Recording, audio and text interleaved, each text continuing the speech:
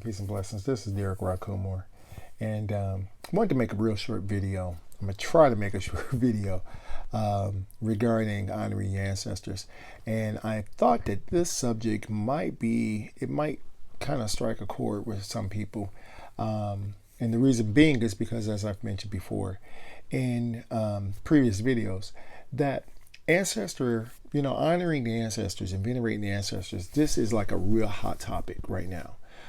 There's a lot of people who claim and they're alleging, hey, I've been honoring my ancestors for XYZ years or so, and I come from this generation.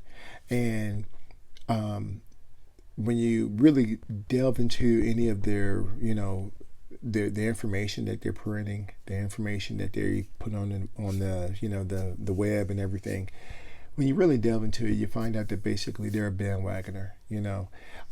They're really just in it for the gimmick. They're trying to make money off of it because, like I said, it's a hot topic. So they're not really interested in it from like our perspective in regards to using it as a as a gateway to launch us back into our ancestral way of doing things, our spiritual and cultural heritage. Okay, so that's the reason why, or that's what this video is basically about. And the reason for this video is because just been a few requests in regards to it. So, like I said, let's just go ahead and let's jump right into it.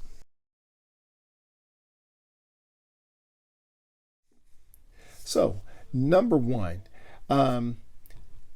if your life hasn't improved and you've had an ancestor altar and you've had this ancestor altar and you've been honoring your ancestors for like 2 months, at least 2 months or so, and your life hasn't improved, most likely you're probably honoring the wrong ancestor.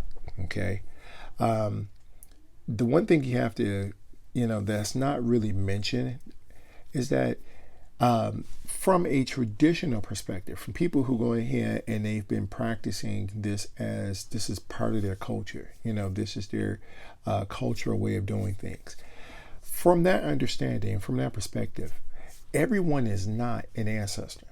Okay, just because a person physically dies does not make them an ancestor. All right, there are certain things, certain requirements, and depending upon what tradition you follow, these requirements, they change, they switch. Okay, but there are certain requirements that an individual must live by, certain that they must have abided by and accomplished in their lifetime.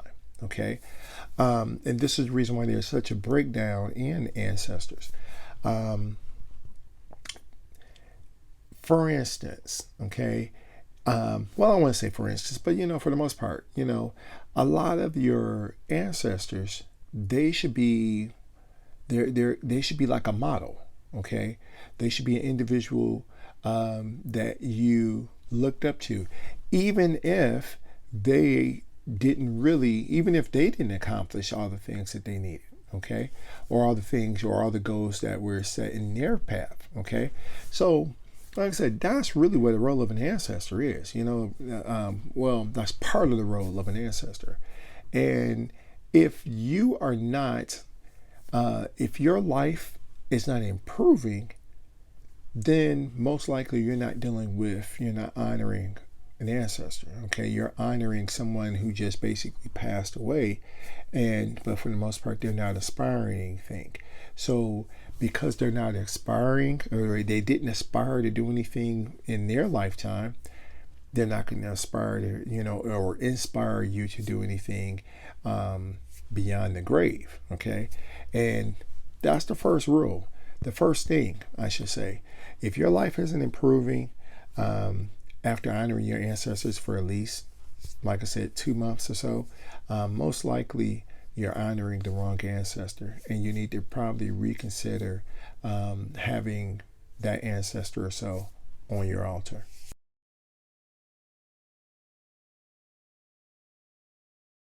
The second thing about honoring your ancestors is that, as I was mentioning, your ancestors, for the most part, these are your deceased loved ones. Okay, And the way in which I kind of look at my ancestors, even my spirit guides or so, as them being my ancestors, I kind of look at them as being family. And if if you're real good with your family, you got a real good rapport with your family. The thing about your family is that sometimes your family will say stuff that no one else would tell you. Okay. So when it comes to talking about ancestors, a lot of times your ancestors, if you're honoring, if you're honoring your ancestors, you're honoring the good ones. I don't want to say the good ones, but the beneficial ones. If you're really honoring them and you're really connecting with them, they're going to be on your grill about a few things. Okay. You got a habit in which you're actually dealing with, and you choose not to deal with it for whatever reason. Your ancestors they're going to be on your grill. They're going to be up in your grill, and they're going to be like, hey, you need to work on this. And the reason why is because, like I said, the whole purpose of honoring the ancestors, or one of the reasons I should say for honoring the ancestors, is that you're here to improve the ancestral line. Okay, it's kind of like we've heard the saying, an individual has children and they say, hey, well, I want you to do better than me. Okay, it's the same idea. That's how the ancestors are looking at it. They want us to do better than they were, or better than they had done. Okay, so in order for you to get to that next level, in order for you to take all of them, or all of us to that next level, there are certain things you got to do. You got to go ahead and you got to get into that spirituality. You got to get into overcoming certain things, your fears, your inhibitions, your phobias, your anxieties. You got to get into that. Okay, so and if your ancestors if they're not trying to help you to get over that, most likely you're not honoring your ancestor. You're not honoring the right ancestor. The third thing, the third thing that I found, and like I said, all of these, all of these suggestions that I'm making, this is based off of my personal experience. It's based off of, I've talked to other people about, how they've had this experience and everything, but all of this for the most part is based off of my experience. And another thing I've noticed is that if you keep having like a lot of accidents, you keep, and when I say accidents, I mean, I'm talking about like small accidents to, like dropping things all the time, losing things, to larger accidents, even, biting, like biting your lip, biting your tongue, stuff like that, bumping into things, burning yourself, burning yourself on the stove, stuff like that. Those little small things, all the way to even larger things, such as car accidents, you know, and I mean, not just fender benders. I mean, we're talking like, fender benders are included as well. But I mean, yeah, there are certain people, some people that just every time they do something, they're constantly having this, I don't want to say cataclysmic, but they're basically having accidents all the time. Okay. Now, remember, when we get into spirituality, when we get into the metaphysics and all that kind of stuff, remember, accidents aren't coincidence. Okay. Everything happens for a reason. All right. And especially when we get into the whole thing about synchronicity and everything else. Okay. So from our perspective, anytime you start having a whole lot of accidents, you're having a whole lot of like small little things, misfortune type of, all the way leading to larger misfortunes and stuff. Most likely again, okay, and you've been honoring your ancestors and you keep having these things, you keep having these little things take place, most likely you might be honoring the wrong ancestor. Okay. As I've mentioned before, your ancestors, they want you to do better than they have. So they would not So part of the reason, or part of what they do, is they protect you from these misfortunes.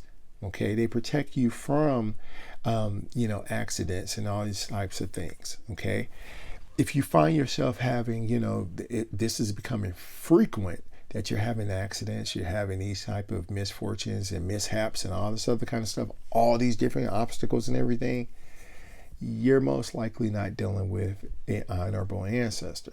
Okay, you're dealing with someone who, like I said, you might be honoring an ancestor, or honoring a family member or someone who passed away, but they're not on that level. Okay, now the thing that people have to remember is that, like I said, your ancestors they were your flesh and blood. Okay, spirit guides, same thing. They were your flesh and blood. And if you think of them as being family members, you think of them as being, the only thing that is different about them is that they do not have a physical body. Okay, so if you think about it from that perspective, then the same way they would guide you when they were alive is the same way they're going to try to provide some guidance for you when they're in death. Okay, so don't just honor someone just because, hey, well, they passed away and I think they're an ancestor. No, you need to honor them based upon the influence, based upon how they do things in your life. Okay, how they did things in your life and how they will continue to enhance and improve your life, because they're all about honoring, they're all about, like I said, improving and increasing and strengthening the ancestral line. Okay, now what do you do? What do you do if you find yourself honoring the wrong type of ancestor? And what type of ancestor is that, or what type of spirit, I should say, is that? There's different terms for that type of spirit. Like I said, for the most part, a lot of people, just in general, basically call them a trickster type of spirit. I don't really like saying trickster spirit because, they do things like that, but like I said, I'm not trying to be stereotypical, but like, as I have mentioned to you before, Pookie and Ray Ray, if you think about your average Pookie and Ray Ray are always trying to get over you. Okay, so when they make transition, that's the same thing they're going to do. They're going to try to do the same exact thing. Their death does not make them more spiritually involved. Okay, so if you think of it from that perspective, all right, the best way that I found, whenever you come across a spirit who you're honoring, and it's like, okay, you need to stop, because this is not really an actual ancestor, or it's not a spirit that's trying to improve the ancestral line and improve your life in the process of doing that. The best way I found to deal with that is, first of all, stop honoring them. Okay, just stop honoring. Close up shop. Okay, and when I'm saying close up shop, it's like, take your ancestor altar, deconstruct it, just break it down. All right. If you can, wash everything with some Pine Sol or maybe even Fabuloso. Wipe everything down. Ammonia also works real well. Cleanse your space, and don't honor your ancestors. Don't honor them for at least, stop honoring them for at least about, maybe a month or so. Okay. You want to go ahead, and the whole idea of what you're doing by purging like this, is that you're basically trying to drive them away. Again, think of it in how we deal with people in the living who are annoying, and they are tricksters, and charlatans, hustlers who try to basically, I don't want to say hustlers, but con artists and whatever, that try to go in here and they try to con you. The same way you would go in here and you try to distance yourself from these individuals in life, that's the same way you basically deal with them in death. All right, try to go ahead and distance yourself from them. Now, the theory and the idea is that when you do this, your ancestors, on the other hand, just like family, they understand what's going on. They won't leave. They'll always be with you, okay? Because they are within you. So those are the three ways in which I think, that they're not telling you about ancestors, honoring your ancestors, if venerating your ancestors. And like I said, that's the one way in which I know of that definitely works in regards to removing any type of negative influence that's not trying to improve or benefit your life. All right. Hopefully that helped you. Again, thanks for liking, sharing, subscribing. If you got any questions, comments, or suggestions, feel free to drop me a line. Until next time, head to poo. Peace.